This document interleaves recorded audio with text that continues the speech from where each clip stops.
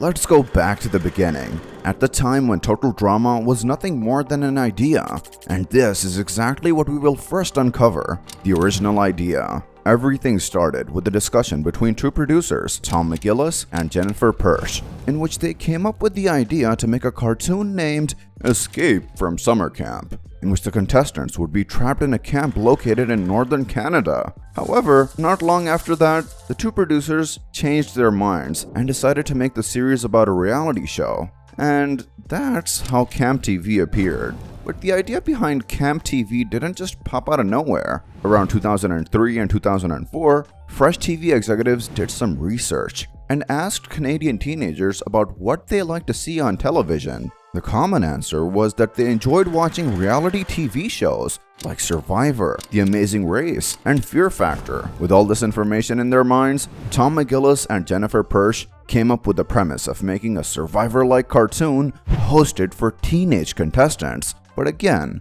the concept behind the idea was way different from the Total Drama we know. First things first, in the original version, the contestants weren't supposed to know that they were filmed and shown on television. It's interesting that in one of the original descriptions of the series, it says that the contestants were betrayed by their parents, so we can guess that they agreed with their kids to be exposed like that to the world. In the same description, we find out about the original name of the host, Brock Rockwell. Now, in the actual trailer, we can hear Chris's name, even though he is not shown. So probably, even at the time when the trailer was released, the creators already thought about changing the host's name. But we'll get to that later. Almost all the original characters had completely different designs. Some of the designs were simply changed, while others were reused for other characters. Like Lashana's original design became Lashaniqua. Duncan's design became Season 1's most iconic intern. Sadie's design was reused for Justin's girlfriend, and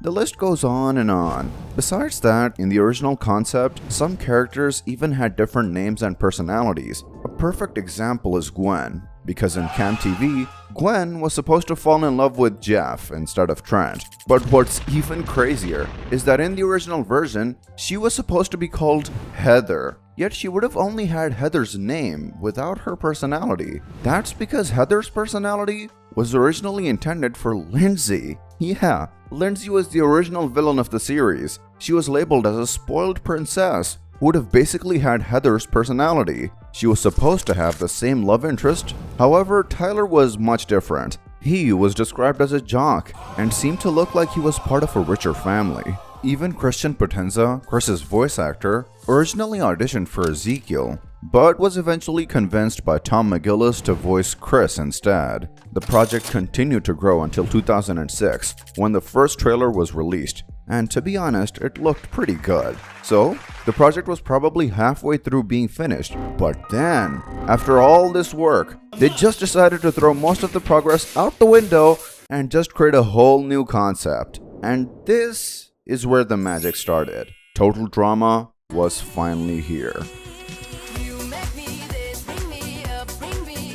It was one of the first Cartoon Network series that was rated TV PG. The series started to air its episodes on Cartoon Network's Har Har Thursdays block at 9 p.m. Although some of the scenes and lines from Season 1 were heavily changed and censored, the different approach that the series took made it explode in popularity. It was such a success that in early 2009, Cartoon Network started to do special marathons around it, like Total Drama Tuesdays. A few months later, in April 2009, Chris hosted a special marathon called Spring Break 09. The marathon was the first sneak peek of Total Drama action on Cartoon Network, along with other shows that were new to the channel during 2009. Eventually, the second season was released in Australia on November 2nd, 2009. But here's an interesting detail. The second set of biographies was actually released directly on Cartoon Network's official website instead of Total Drama's. So by this time, Total Drama was becoming one of the channel's icons.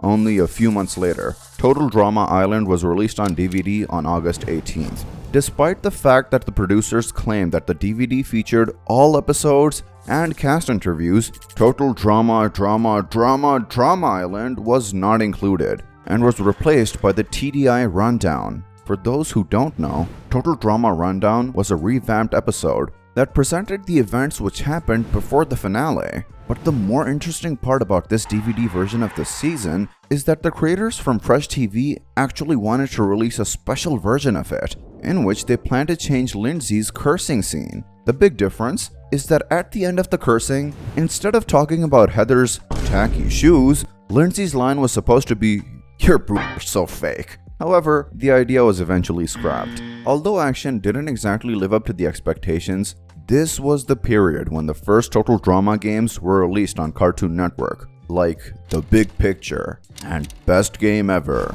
During this period, Cartoon Network was featuring its iconic nudes. At that time, these were basically one of Cartoon Network's biggest advertising strategies, and of course, the nudes commercials included a lot of Total Drama characters. In June 2010, World Tour aired its first episode on Cartoon Network. The season presented a big twist, as 2 new contestants were added, one of them being the main villain. The gaming era continued with games like Drop of Shame, H-Bomb's Kilobeats, Flight Simulator, Total Pandemonium, and many more. After all of Season 3's episodes were released, the fans had to wait approximately 2 years, full of uncertainty related to the next season. In the first stages, the title was thought to be Total Drama Comedy. There was even a trailer that confirmed the season would take place on Campo Anaqua, but left no clue about the name of the season. However, the production blog officially confirmed the 4th season on January 18th,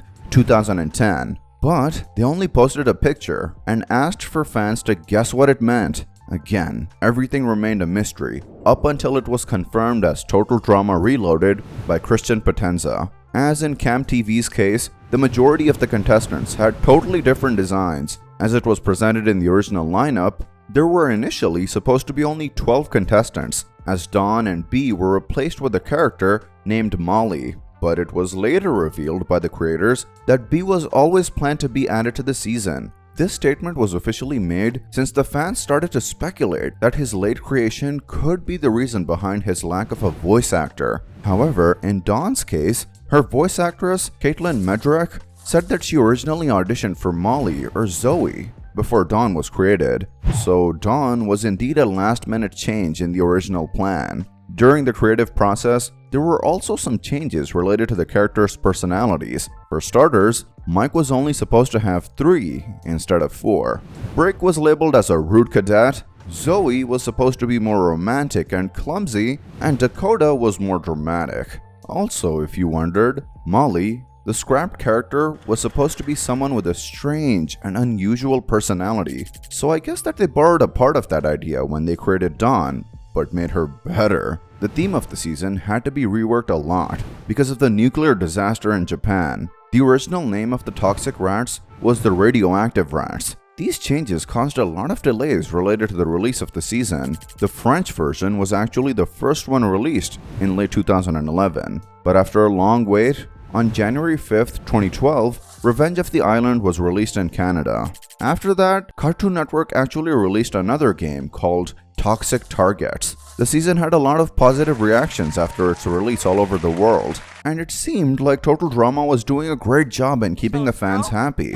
Unfortunately, this was the beginning of Total Drama's darkest era. Season 5's first half, aka Total Drama All-Stars, was officially announced on June 5th, 2013. And although most of the fans had thought this was going to be the wildest season, it managed to disappoint almost all of us. The cast choice was questionable, the villain was bad, and the overall season was full of character derailment. But hey, I'm not here to judge, only to tell the story. After the negative review that the first half of the season got, the creators still had an ace up their sleeves: Total Drama Pakatu Island.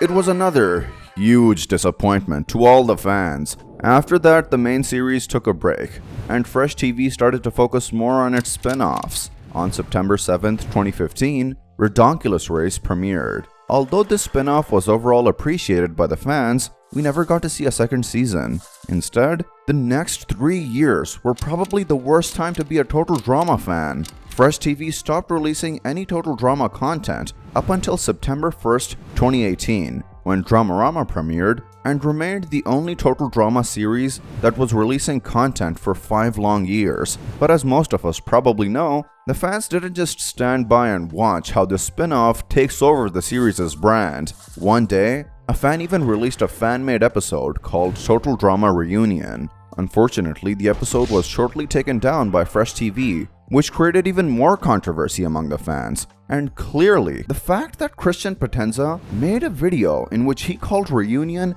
a cartoon made in a basement and promoted Dramarama once more didn't exactly help. So everything seemed lost, until one day, one magic day, when this announcement was made. This was the day when the whole fandom gained hope. Even Christian Potenza mentioned that he was coming back as Chris McLean, and that he already recorded the first episode. Unfortunately, we still had to wait approximately 2 years. However, once the first trailers of the season were released in early 2023, it was revealed that Terry McGurran would take over the role. According to Terry McGurran, this decision was made to acknowledge that the new seasons were part of a revival. Yet, there were some rumors that said that the change was made due to some abuse allegations involving Christian Potenza. The first season of the reboot was a huge success, and after less than a year, we got the second part of Total Drama 2023. So here we are, in the present moment, ready for Total Drama's story to continue. There it is, guys. What was your favorite Total Drama era? Make sure to tell me in the comments. Take care and see you next time with a brand new video.